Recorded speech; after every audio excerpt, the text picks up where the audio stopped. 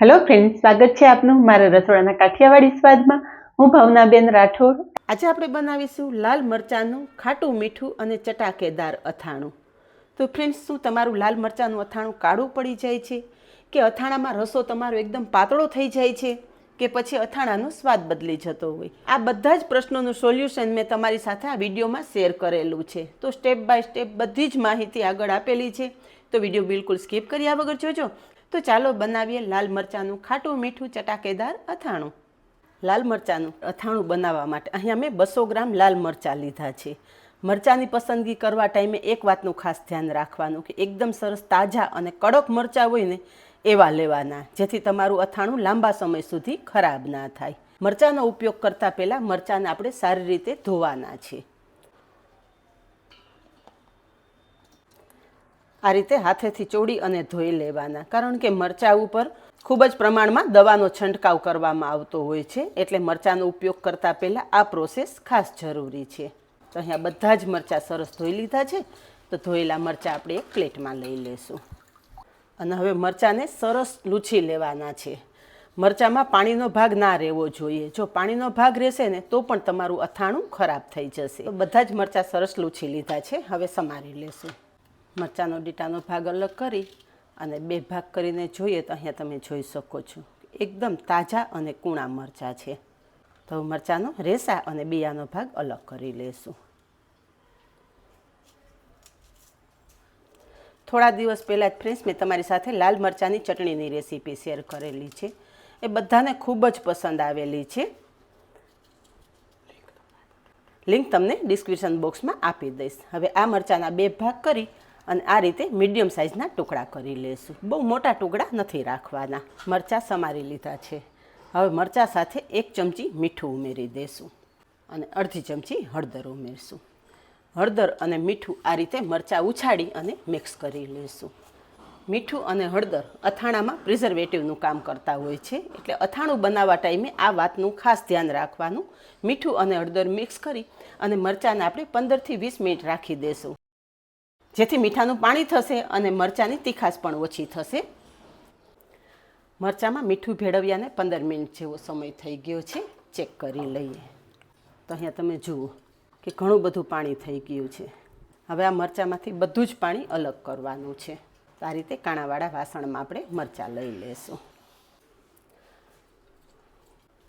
આ રીતે મરચાંનું પાણી નીતરી જશે, પણ મરચાં એકદમ કોરા નહીં થાય.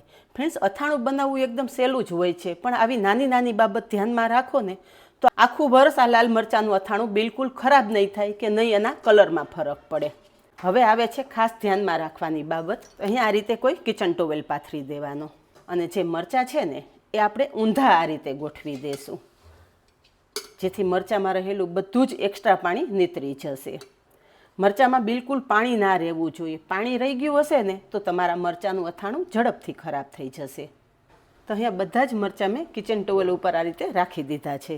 હવે આ મરચાંમાંથી પાણી નીતરે ને ત્યાં સુધીમાં આપણે આગળની પ્રોસેસ કરી લઈએ. આજે આપણે મરચાંનું ઇન્સ્ટન્ટ અથાણું બનાવવાનું છે, એટલે ગેસ પર કડાઈ મૂકેલી છે. કડાઈમાં 1 મોટા ચમચા જેટલું તેલ ઉમેરશું. તેલ ગરમ થાય એટલે અડધી ચમચી હિંગ ઉમેરશું. કોઈ પણ અથાણા બનાવતા હોય હિંગનું પ્રમાણ થોડું આગળ પડતું રાખવાનું. અથાણામાં હિંગનો સ્વાદ બહુ સરસ આવે. હિંગ થોડી સંતળાઈને એટલે 1 ચમચી વરિયાળી ઉમેરશું અને સાથે 1 ચમચી અધકચરા ખાંડેલા ધાણા ઉમેરશું. ધાણા વરિયાળી તેલમાં સરસ સંતળાઈ ગયા છે. અડધી ચમચી હળદર ઉમેરશું. બધું સરસ મિક્સ થઈ જાય ને એટલે અહીંયા મરચાં પણ કોરા થઈ ગયા છે, તો મરચાં તેલમાં ઉમેરી દઈશું. આ ટાઈમે ગેસની ફ્લેમ એકદમ ધીમી રાખશું.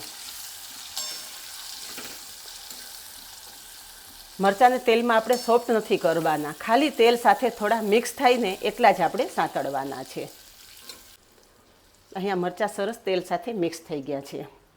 હવે મરચાં સાથે આપણે અડધી વાટકી ગોળ ઉમેરશું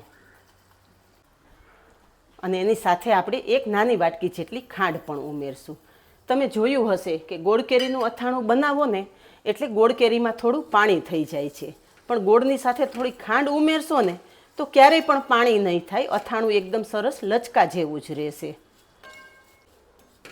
ગોળ અને ખાંડ ધીમા ગેસ ઉપર સરસ ઓગાળી લેવાના છે. ગોળ કે ખાંડનો આપણે પાયો લેવાનો નથી. ગોળ ખાંડ સરસ ઓગળે ને એ જ રીતે મિક્સ કરવાના છે. ફ્રેન્ડ્સ, લાલ મરચાંનું અથાણું તો તમે અનેક વખત બનાવ્યું હશે, પણ એક વખત તમે મારી રીતે બનાવો, આખું વરસ તમારું અથાણું ખરાબ નહીં થાય. અહીંયા થોડી વારમાં તમે જોઈ શકો છો કે ગોળને ખાંડ સરસ ઓગળવા માંડ્યા છે અને આ રીતે રસો થઈ ગયો છે. હવે અત્યારે અથાણા સાથે એક આખી ચમચી મીઠું ઉમેરશું. અથાણામાં મીઠુંનું પ્રમાણ પણ આગળ પડતું રાખવાનું, જેથી અથાણું ખરાબ ના થાય. તો બધું જ સરસ મિક્સ થઈ ગયું છે. તો અહીંયા તમે જુઓ કે અથાણામાં રસો સરસ થઈ ગયો છે. ઠંડુ થશે ને અથાણું એટલે આ રસો થોડો ઘટ થશે. બધું જ સરસ કમ્પ્લીટ તૈયાર થઈ જાય ને એટલે 4 ચમચી જેટલો ગોળ કેરીનો મસાલો ઉમેરશું. આ મસાલો હોમમેડ છે, તમે તૈયાર પેકેટનો મસાલો પણ ઉમેરી શકો છો.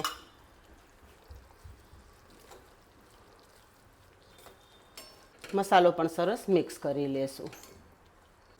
અહીંયા બધું જ મસ્ત મિક્સ થઈ ગયું છે. હવે ગેસની ફ્લેમ બંધ કરી દેશું. આપણે ગોળ ખાંડનો પાયો નથી લેવાનો, એ વાતનું ખાસ ધ્યાન રાખજો.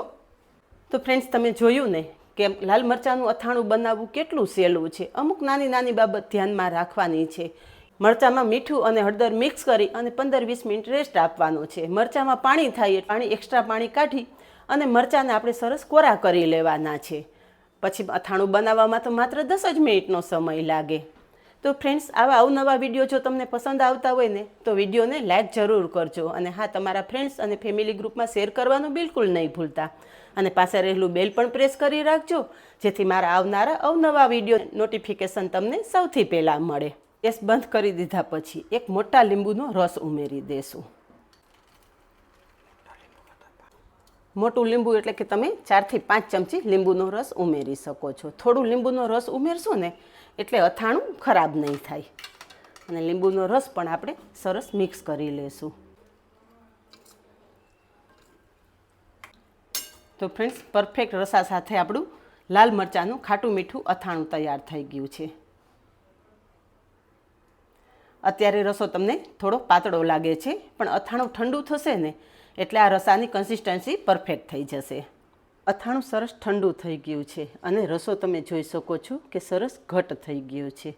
અને ફ્રેન્ડ્સ, અથાણાનો કલર તો જુઓ તમે,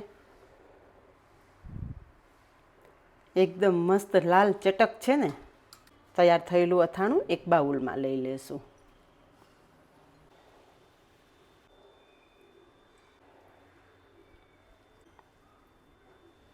તો તૈયાર છે લાલ મરચાંનું ચટાકેદાર અથાણું.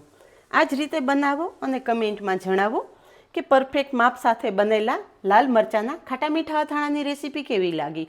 આજે બસ આટલું જ. મળીએ નેક્સ્ટ વિડીયોમાં. ત્યાં સુધી બાય. Thank you.